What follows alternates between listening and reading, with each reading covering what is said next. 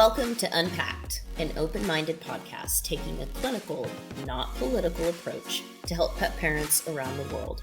I'm Sailor Jerri, certified dog trainer, virtual dog training revolutionary, owner of Tulsa Pack Athletics, and creator of the open-minded approach. And I'm Mattison, her friend, certified dog trainer, and sonologist. Together, we have nearly 3 decades of experience in behavioral dog training. In this episode, and every episode, we will fully unpack a real case. We've been working with real owners and their very real struggles behind the scenes for months to provide this learning opportunity for everyone else out there.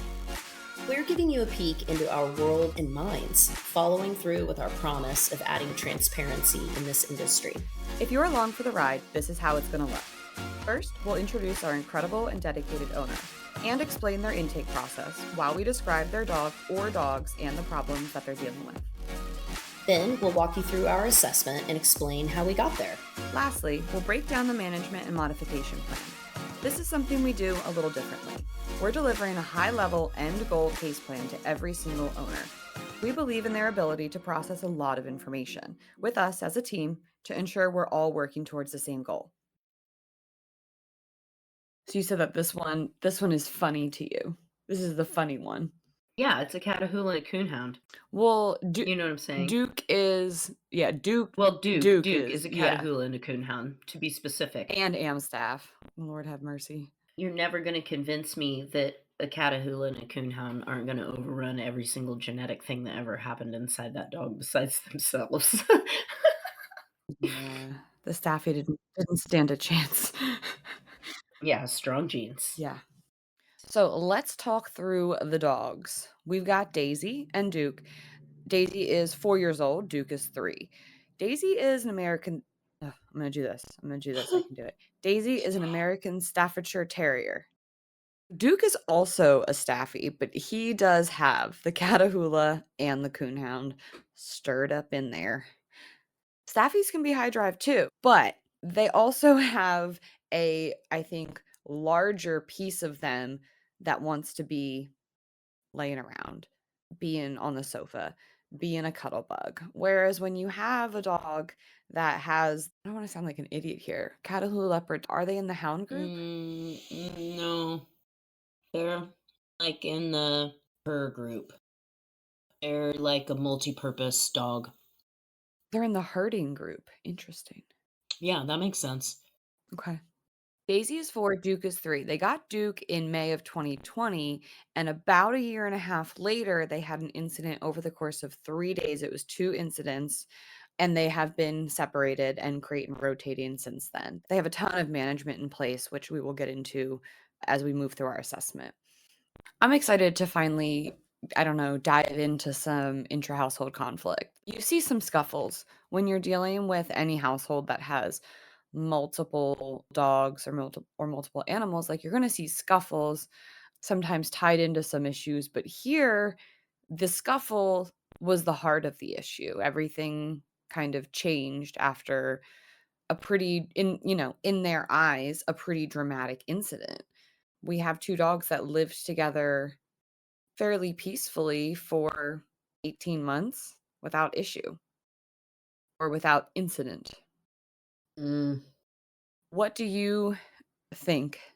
Well, when you hear that things when happen kind of seemingly out of nowhere? When dogs, it's possible. This is why you said it was funny. This is why you said this episode was funny. Well, I didn't necessarily mean really funny, haha. No, I mean, I guess I didn't. Funny in like how much perhaps simpler. Whenever I hear somebody tell me that it was okay for a couple of years and then, well, I think that you had a really slow burn in your house. And you either had dogs that were really tolerant or you had dogs that were really sensitive. We'll never know, because what's the way to measure that? I can tell you that 2 years with lack of structure, direction, and meeting of basic needs of those mixture of specific breeds is a recipe for disaster. It just is. So how many ever years I want everybody to let go of this, and no, this isn't specific to Daisy and Duke's mom, but everybody needs to let go of, well, it just happened, and like every single thing up into that moment was perfect, and then your dogs just started fucking fisticuffs out of nowhere. That is honestly, like, I don't know a nice way to say it. It's honestly delusional. So you mean to tell me that your kids have been perfectly just best buds for 5 years, and then all of a sudden one of them punched the other one in the face, and you just have no idea what happened? Liar, liar, pants on fire. Or you don't know what you're looking at. You don't know how to tell, which is the majority of people. But I also think it's a combination of both with most people. I think that people see things and they push it to the side because they're not aware of the consequences, not because they don't care, because they're not aware of kind of what could happen. And so while I don't think that, pet parent is doing that to that extreme or doing anything, extreme, but I think that we don't realize that most people really don't know anything about dog body language. So I encourage everybody, look into what you have, look into dog body language, because this is exactly the type of shit that's going to happen if you don't. And then you're going to blame your dog, and then that's going to be super lame. I don't like that. I mean, Super super lame. lame. There's no other way to say it. I Like, think that you're absolutely right in that a dog or the dogs get blamed, but, perhaps the newer dog gets blamed more often than the existing dog, regardless of, the way that the scuffle goes down. And I think that we have here in Daisy and Duke a pretty good example of boundary setting and how things escalate the way that they do naturally with animals that use teeth to communicate. One thing that we did notice, and this might have been the first time that we had to sort of pause during the medical portion of our intake, was we had talked with them about the medication that their dogs were on. Both Daisy and Duke were on an anxiety medication. And we discussed what that anxiety medication was typically used for and if they were seeing any type of difference in the dog's behavior. And we kind of concluded all as a team that it probably wasn't being very effective. And so they are exploring options with veterinary behaviorists to find a medication that would be more appropriate and, figure out dose. did you guys just hear how that's a community move? There's seats at the table for everyone. So if you don't know a thing, like I don't have a prescription pad, I'm not a veterinarian, Madison's not a veterinarian, like I don't, Cammy, where do you even live? We do everything virtual. I'm kidding, we know where she lives. We do everything. If it's outside of what you're there to help someone with, make sure that they get help with the person that can really help them, that's the right type of professional or the right type of support group, or there's lots of different stuff inside of the dog training world that can be had for help, but there's nothing wrong with referring to a veterinary behaviorist. I think balance trainers sometimes shy away from that, and they don't think about that, and they think everything can be resolved in every dog with training. And I just, after 20 almost 20 years working for veterinarians as a technician, and then being a trainer exclusively these last several years, I think that it's like everything else. It's a could be a little bit of both. We need to really just use it like anything else, with being thoughtful and getting other professionals and our peers and our colleagues in on asking the question, "Hey, are you seeing what I'm seeing, or am I missing something?" Because we can't just be throwing every dog on medication for the same reason that we can't be throwing every person on medication. We should be looking for, holistic answers to these things, but keep our minds open that, is it really helping? Could it really help? In terms of training, they have both been through their quote unquote basic training. They have their foundational communication. They can do basic manners. And they did bring in a trainer after the incident. However, after just one session, that trainer kind of ghosted them and left them feeling like they didn't have any idea how to move forward. Rats. Happens to so many people. It's just like we're all numb to hearing it now almost, and it's just so sad. I'm sorry when people experience that. Daisy and Duke are behaviorally and their personalities very, very different dogs. Daisy is super social and she loves people. And Duke is a little bit slower to warm up. He's a little bit suspect of new people. He's going to bark and get a little bit defensive. And he's been very wary of Daisy. They have a very stable household, no young children, all adults, no other animals, and both dogs seem to have really healthy and appropriate relationships with all members of the family. I will say their routine is crate and rotate at its finest. They have these wonderful boundaries up and levels of management. Both dogs are getting walked, both dogs are getting backyard time. They're getting several small training sessions throughout the day. And one of my favorite things is that even though they do not have the comfort to have the dogs necessarily interacting. They have a family cuddle night every night where they sit on the sofa and the humans are between the dogs and the dogs are on leash on opposite ends of the sofa. So, in many ways, they had already done a lot of work in terms of just desensitizing each other to being in the same space. It's not like we have two dogs that haven't seen one another for months and months and months. They still have this opportunity to observe one another every single evening from across, the room, the sofa. They are having conflict in some small way. That the body language is you're talking about dog talking to dog. They are communicating all the time how they feel about each other, how they feel about you. And then these little baby conflicts start to occur. And then they don't get resolved because nobody really knows that they're going on, or they don't maybe know how to resolve them. And then that festers and that becomes more and more. I mean, it's growing now because we've not done anything about it, and it just keeps happening and happening. And now one of them is saying, I really don't like this, and still nobody really notices. And this goes on and on and on until it escalates to the point of Daisy being like, listen, I need you to get the fuck away from me. I've said it in every nice way that I can think. I've put up with this for years. I don't want you around me. Nobody else here seems to be doing anything about it. And today's the day, motherfucker. Man, this is the episode where we need the explicit tag. We have not needed that on a Oh single my episode. God. I forgot that this is the one we don't cuss on. I think it's fine because kids don't listen to this, so it's fine.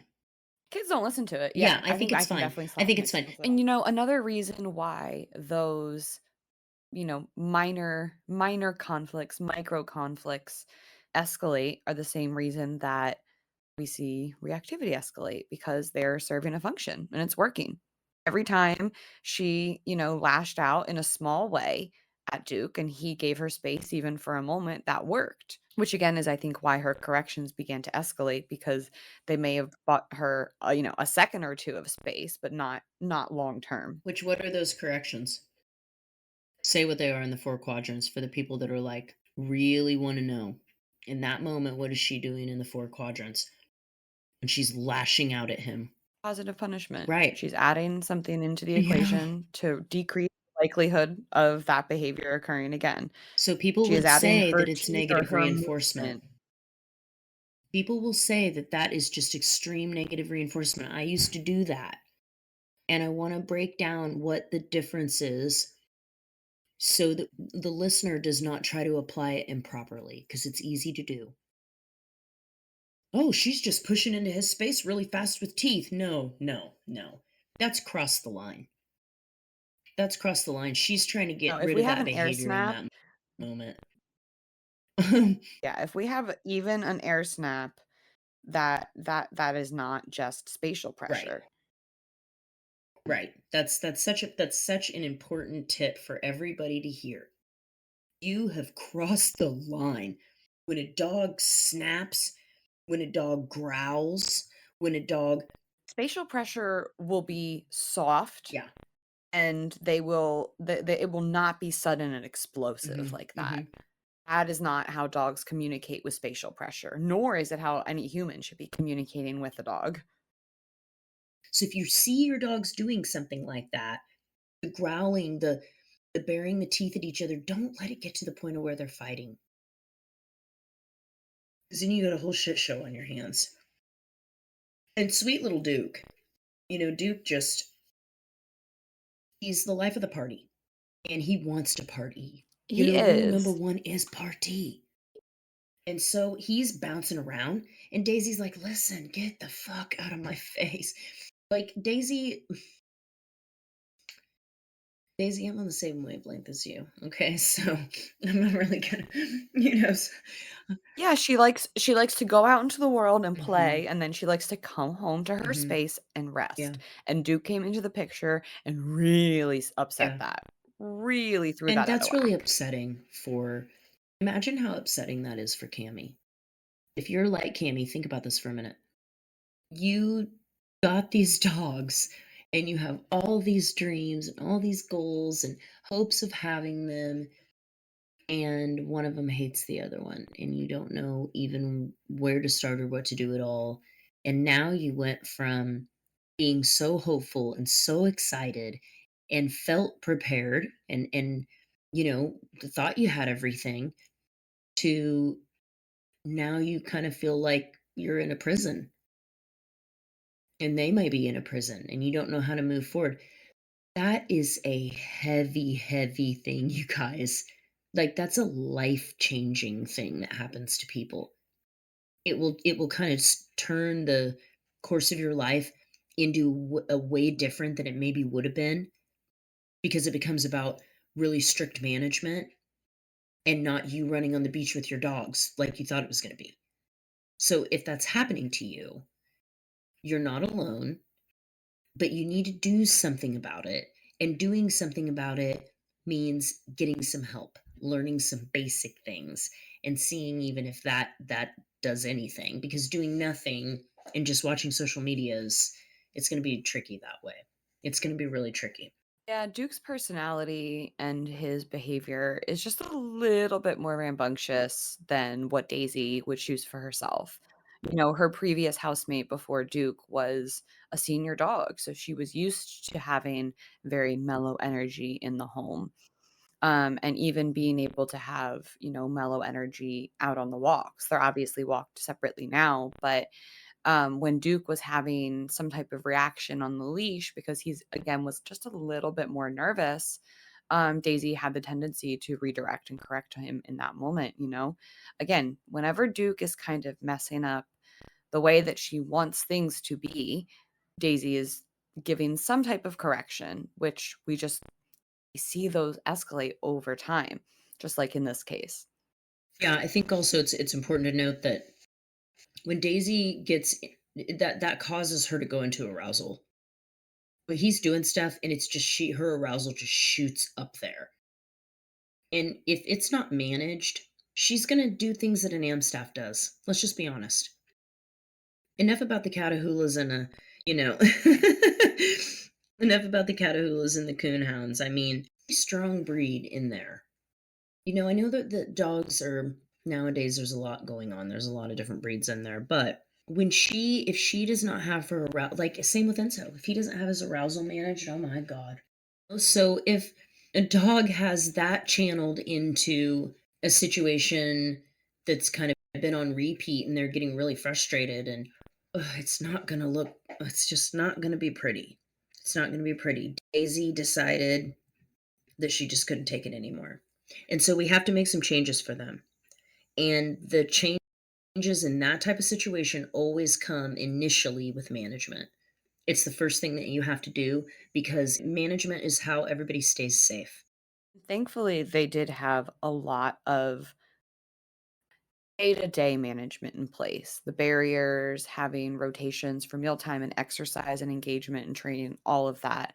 The muzzles was the area where they needed the most help moving forward with the muzzle conditioning, getting the dogs comfortable wearing them. Um, And we acknowledged very early on how important that was for Cammy, for the humans in the situation, in moving forward with a plan to try periods of reintegration, of having that muzzle in place to know that nobody was going to get hurt. To be able to remove that worry from them would allow their body language to send the signals that we need to send to Daisy and Duke. We've said it a couple times of, Daisy just had enough. And it's not that Duke he wasn't doing anything that is quote unquote wrong. Duke's just being who he is, but that's really irritating to Daisy. And day after day after day, that compounds. And again, like, there's no problematic behavior from Duke other than he's not really listening very well when Daisy was asking for space, at least not the degree to which she wanted space. He may have backed off a little bit, but it wasn't enough. And over time, that just kind of built up. And like you said, she'd had enough. I think if a lot of people put themselves in that situation, they could think about a time where they've had a relationship or maybe known a person like that. How do you move forward through that? I mean, haven't you had a roommate that you butt heads with really, I'm really that badly? roommate. I'm the roommate. Yeah, that's why I'm always by. You're the That's why I'm always by roommate? Oh, myself. man. That's why I'm always by myself, because it's just better for me, and I have accepted that about myself. I'm also introverted, and I also prefer to be alone a lot of the time. But throughout my young adult life, there were a lot of opportunities where I had roommates. Some in the collegiate way, some in the not so ideal way, whether I had 3 roommates or 200 roommates. And sometimes you just got to find a way to make it work. And you can get desensitized over time to the things that bug you, and you can put up boundaries so that you're maybe not affecting one another quite as much. But peaceful cohabitation is still something that needs to happen unless there's complete separation, which I know right now for Daisy and Duke there is. How common do you think that this issue is? I know I have an answer, but I'm curious. Yeah. Really common. I think it's really common. I think most households with more than one dog have had instances of conflict, whether it's escalated to physical altercations or just been that tense energy that you can feel, which if you were to roll it back and watch it, you would probably see a ton of body language that's feeding into that tenseness. But no, I think 75% or more multi-dog households probably have experienced conflict, at least that I've had personal experience with. I've got, just peeking at my client list here, I've got 3 clients right now that have 3 dogs apiece that are struggling with different, levels of intensity for inter-household aggression. Yes. I have a question for you Mhm. about those types of cases. So going from 1 dog to 2 dogs, that's where we have the possibility of this multi-dog conflict. Going from 2 dogs to 3, how much more difficult does that make addressing it? And then also going from 3 to 4, going from 4 to 5. I know that sounds, like a lot, but we encounter a fair few families that have 4+ dogs and they are struggling. And I'm just curious how much more difficult you think it is each time you tack on Exponentially. another dog, another personality. Same way that it's difficult when you add another child. Mm. Generally, when we're adding children, we're in some kind of stride with our other children. We got a schedule, we got a routine, everything's pretty cool. Another kid comes along. Even if it's a surprise, generally we're not struggling with, some other major behavioral issue with our child. Some of us are, and some people know that reality. So they would probably be the ones to speak accurately on what it's like when you add another child to a situation like that. But I could imagine that it becomes exponentially more difficult because a person is only one. When you get, big dogs, especially if they are struggling with behavioral problems and you keep adding dogs into the home, you're sabotaging yourself. You're not going to dig out of that. You will not dig You're out. not going to dig out of that, you guys. Here's Yeah. why. So there's just so many variables. It gets increasingly difficult. I think when you have mentors and you have people that you listen to, look up to about particular topics, pay very close attention to the way that they live instead of paying close attention to what your heart feels. Because, guys, our hearts are trauma led. I'm going to tell you right now. Oh, you do not need to get that fourth dog. No, you don't. That is. There will always be dogs that are looking for homes. There will always be dogs that need help.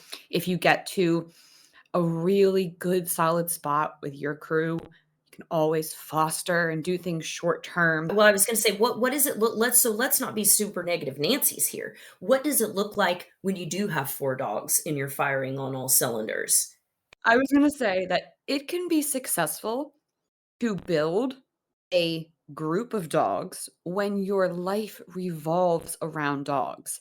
If your life does not revolve around dogs and you get into this high number of them, your life will become consumed by them. And that's not a good thing. Your life will not be your own anymore. And that is not a good feeling. That's a Yes. loss of agency on your part as a human, as a guardian. And how can you give that to your animals if you don't have it yourself? You cannot give away what you do not have to give. 2 dogs manageable. I'm not out here trying to be like, screw everyone that has multiple. That's not what I'm saying. I'm trying to help the people that have yet to make the decision. And Cammie is, I'm sure that we've said this about her before, but she has her management together. They have really done a good job. And so the dogs, I think, do feel safe. They do feel safe around one another. We have this now recent history of no conflict. Recent history of separation, but at least they're still in the same household. I think that that's important when you are looking for long-term reintegration, is to make sure that we don't separate too much. And again, in this case, there's only 2 dogs. We don't have a third personality, but now we need to help the humans feel safe too. And to do that, reintegration sessions can be stressful. If the human counterpart is on guard waiting for an attack, that's going to communicate to the dog, hey, be ready, be on guard for something. So we need to make sure that those feelings of safety transfer over to the humans. So we need to incorporate management into our reintegration sessions. And that looks like muzzle, leash, tether, gait, pen. We have all kinds of options. And she's really incorporated a lot of those into her home and spent the time conditioning both of the dogs to muzzles over the course of, at this point, many, many months. So there's really no negative emotion or negative association with the muzzle at all. They're both very, very happy. Muzzle conditioning is a huge part of, should be, of most trainings, especially behavioral stuff, because you don't want to get into a pinch where you need that thing and your dog isn't conditioned to it and it freaks them out. They don't just wear muzzles. Don't. You can put it on them and they will, but that doesn't mean that they're comfortable. It could mean that they're really, really scared. And then, when you start doing things in that emotional state, you start trying to train with a dog that's already scared because it's got a muzzle on and it's not sure what that is. It's not comfortable with that and not practiced with that.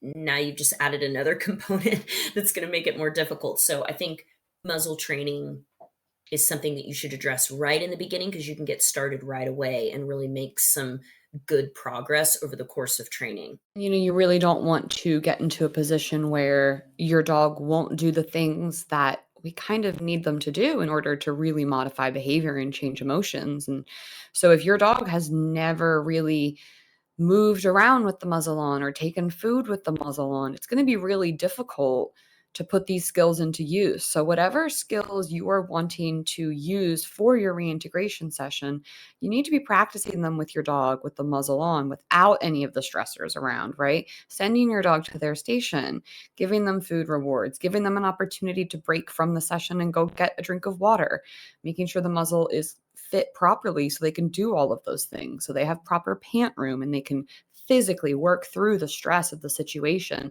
Unless you've done that ahead of time, like you said, it's not going to be a useful tool. It's going to shut the dog down or it's going to frustrate them. The frustration is real too. I mean, A lot of people don't think about the component of a dog even being frustrated, or that a dog could get frustrated, and that would play into not only the training but their relationship together and how their dog feels when they're working, with their doggy parent. Our priority for muzzle conditioning was Daisy because she is the one that has initiated the conflict in the past, at least in the eyes of her humans. Those are the moments when they were most on guard. So having Daisy wearing a muzzle created a lot more comfort for her humans when they were holding the leash and she was around Duke. Now, another thing that Cammie and her family have done, which I think is tremendous and has done a world of good to set us up for these reintegration sessions, is they do have a period of time every evening consistently where the dogs are in the same room. They're on leash at the opposite ends of the room. I think opposite ends of the sofa, and they're having family time and everyone's decompressed and they're looking out for any signs that either one of them could be uncomfortable. And that's something that they've done for months without issue. So I think that's really important that when you're doing this type of training, that you still look for opportunities for a few moments here and there. It doesn't have to be all or nothing. It doesn't have to be, okay, they're integrated, they're together.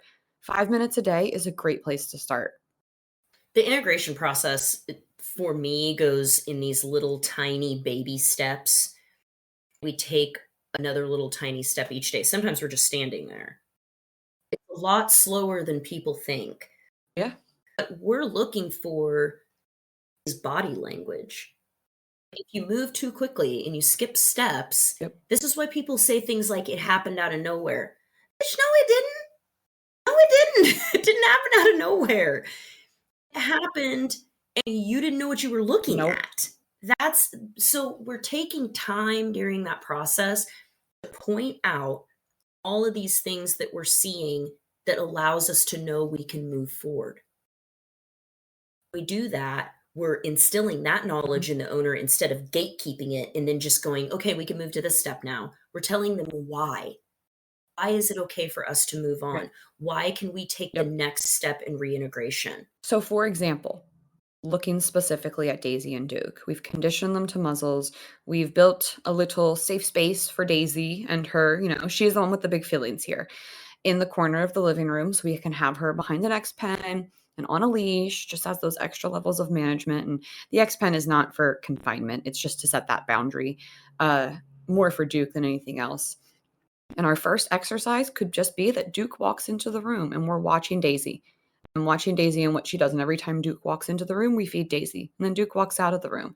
Maybe Daisy stiffens up every time Duke comes in the room. Okay, then we know we're not going any further. We're not going any further because she's still getting really stiff in response to him coming into the room. But one day, Duke walks into the room and Daisy does a little tail wag and kind of perks up. Her ears go up and she's very loose. Okay, now we're seeing something different. Now we can talk about the next step. So I totally agree with you. If that's the type of information and communication that we need to be highlighting to the guardians to say, this is what your dog is telling you. This is the sign you're looking for. This is what it means. I told a client the other day, because we've just gotten started working, and this particular client hadn't sent in videos of the training exercise. They just described to me what their dog did. And I said, this is like you watching somebody speaking in ASL, and you do not speak American Sign Language, but you are trying to translate it to me. You're getting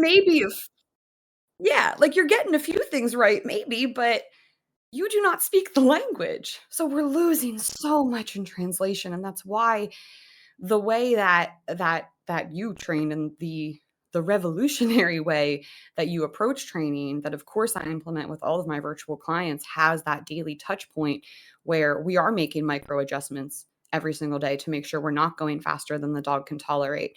And perhaps more importantly, we are getting that visual of exactly what the dog looks like in that situation. So we can say for sure if it's time to move on. We can point out specifics. Roll it back. Let me point out this tail wag. Let me point out this lip lick. Let me point out this whale eye. One of my favorite things to do is specifically go back through their videos with my voiceover and say, here's this, here's this, here's this. It's so eye-opening. It's like a translation. I do too. I love it when they see what I see, when they can finally see it from my perspective. I don't do voiceovers, I do minute markers. I'll be like, at 1 minute, 32 seconds. Nice. But it's great. So for Daisy, one of the biggest things that we want to teach her is that her boundaries will always be respected. They're going to be respected by the dogs and the people in the house, and they will be advocated for her by her humans. That way she no longer has to worry about it. And we use that X pen as a physical, clear boundary of nobody's going to cross this, no one's going to mess with you. Separately, we're working on Duke's decompression. He is an excitable dude, and that's not going to stop or change anytime soon. So we need to help him deal with that excitement and help that not impact Daisy as much by creating really easy to repeat decompression skills for when he gets too excited. That way, if he's getting too excited and they're in the same space, we can help him calm down. The goal then eventually, right, long term, this could be 6 months, this could be a year from now, would be for Duke to be nice and calm outside of that safe space that we've created for Daisy, and to give Daisy some opportunities to come out of that space only if and when she's ready. We're looking for peaceful cohabitation. I'm never going to tell you your dogs have to be best friends. That's not fair. That's not realistic. But peaceful cohabitation, being able to exist in the same space with at least a neutral response. And by that, I mean no outward signs of agitation. None. Zero. That is an achievable goal. No matter how many knock 'em out, drag 'em out fights you've had, that is an achievable goal. If you put good management in place, you learn to read what your dog is saying, and you go at your dog's pace. Unpacked was created by Jerri Scherff and Mattison Skoog-Simpson and produced by Lushik Lotus Lee. For full episodes and transcripts, or to be featured on the podcast, visit us at www.unpacked.stream and find us on Instagram at Sailor Jerri the Dog Trainer and at Freed by Training. See you next time.